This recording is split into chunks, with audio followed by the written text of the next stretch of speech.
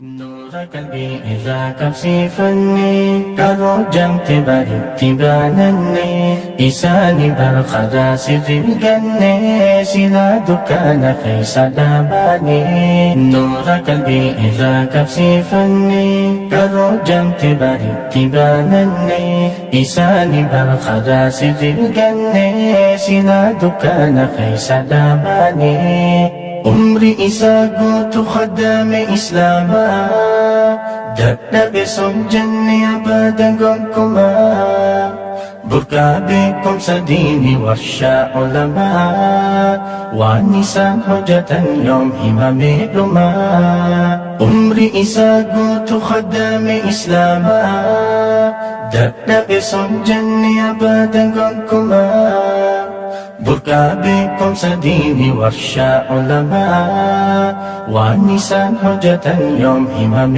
لما شيخ ولي يوت ولانا أبا علمائي يا شيخ دمتولا قلبي سخرت ربي يا مولا أكنت ستو يا ربي يا الله شيخ ولي يوت ولانا أبا علمائي يا شيخ دمتولا قلبي سخرت ربي يا مولا أكنت ستو يا ربي يا الله كباهنا أملا حسن لساني تولا مكادر سجلا بشيخ موسى سؤالا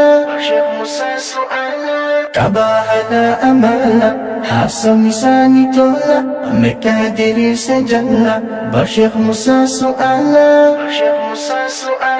نور قلبي إذا كفيفني كروجمت برتبانني إساني برخدا سر الجنة سلا دكان خيس داباني نور قلبي إذا كفيفني كروجمت برتبانني إساني برخدا سر الجنة سلا دكان خيس داباني بكم سيساب.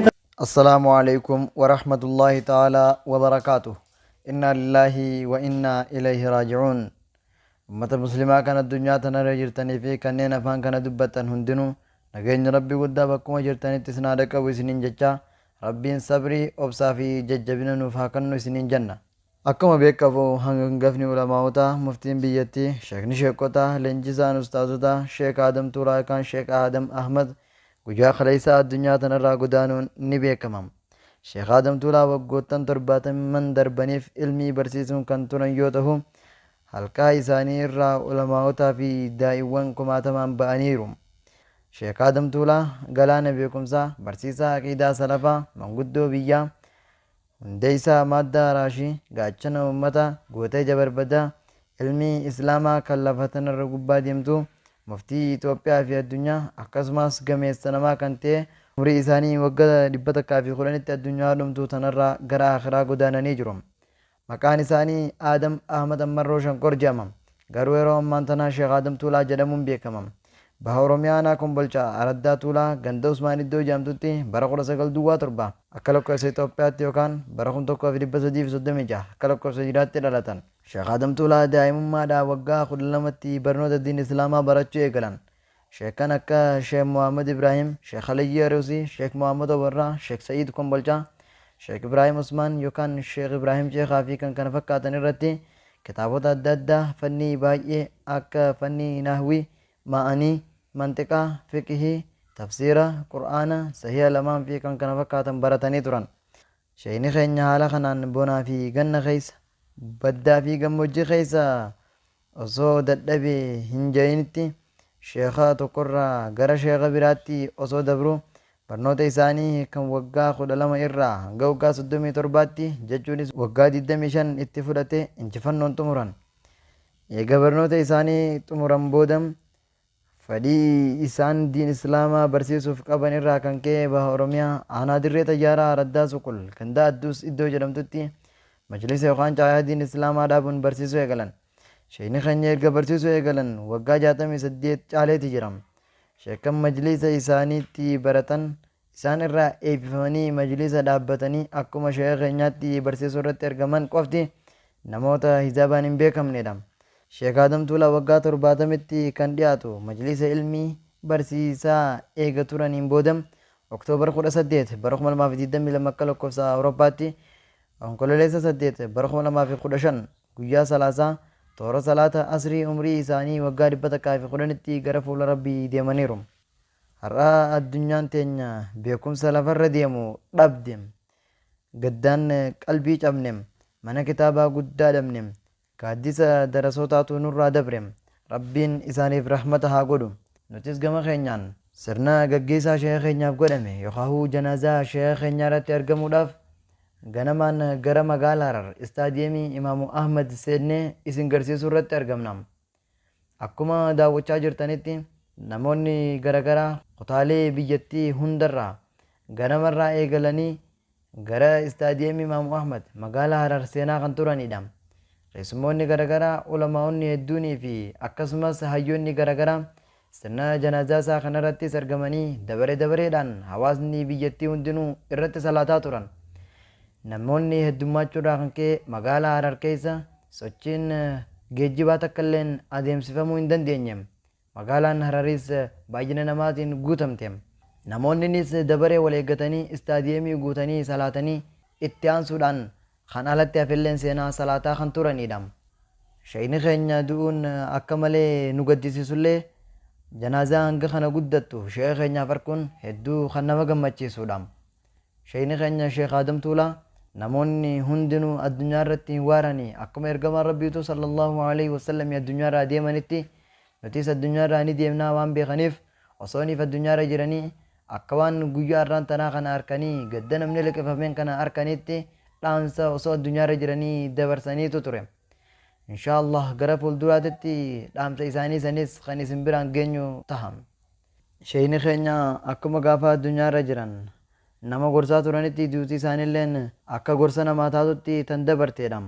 Akkuma iskiriin irratti agarraa jirtanitti dilli namaa kun yeroo gabaabduu tana keessatti walitti qabamee argamuun mallattoo Rabbiin khaatimaa isaan tolchuutuu fi mallattoo Rabbiin hojii isaanii ta'e isaan addunyaa irratti dalagan isaanirraa qeebaluuti jenneeti yaanna.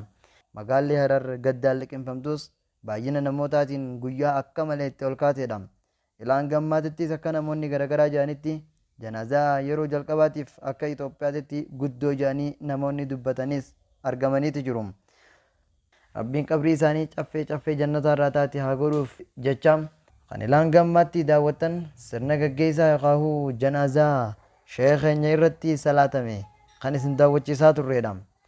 Sheekha keenya akhiramuu isaatiif nama muslimaa hundaa'u Rabbii jajjabina haa kennuu fi sabran jamiil Rabbiin haa kennu isiniin jecha nutis ilmii inni nu dhaammatee nu biraa deeme san sirritti barannee dhalootatti wal dhaalchifnee wallaala dhabamsiifnee beekumsa haa magarsinu akkasumas bakka bu'aa isaallee bakka bu'aa gaarii Rabbi nuuf haa fiduun dhaamsa qophii teenyaati isiniin jecha. Inna lillahi wa inna ilayhi raaji'uun. Wassalaamu alaikum wa rahmatullahi ta'ala wa barakatuh. نور قلبي إذا كفيفني كروجمت برتبانني إساني بالخدا سر الجنة سلا دكان خيس داباني نور قلبي إذا كفيفني كروجمت برتبانني إساني بالخدا سر الجنة سلا دكان خيس داباني عمري إساقوت خدام إسلاما دبنا بسم جنة أبدا قمكما بركا بكم سديني ورشا علماء والنساء حجة يوم إمام لما عمري إساقوت خدام إسلاما دبنا بسم جنة أبدا قمكما بركا بكم سديني ورشا علماء والنساء حجة يوم إمام لما شيخ ولي يوت ولانا أبا علمائي يا شيخ دمتنا قلبي سخرت ربي يا مولا أكنا افتسيتو يا ربي يا الله شيخ ولي يوت ولانا أبا علمائي يا شيخ دمتنا قلبي سقرت بربي يا مولا أكنت ستو يا ربي يا الله كباهنا أملا حسن لساني تولا مكادري سجلا بشيخ موسى سؤالا كباهنا أملا حسن لساني تولا مكادري سجلا بشيخ موسى سؤالا نورك الإله كفيفني كرجمت برتبانني إساني بالخدا سر الجنة سنادك أنا خيس داماني نورك الإله كفيفني كرجمت برتبانني إساني بالخدا سر الجنة سنادك أنا خيس داماني بكم سيسابا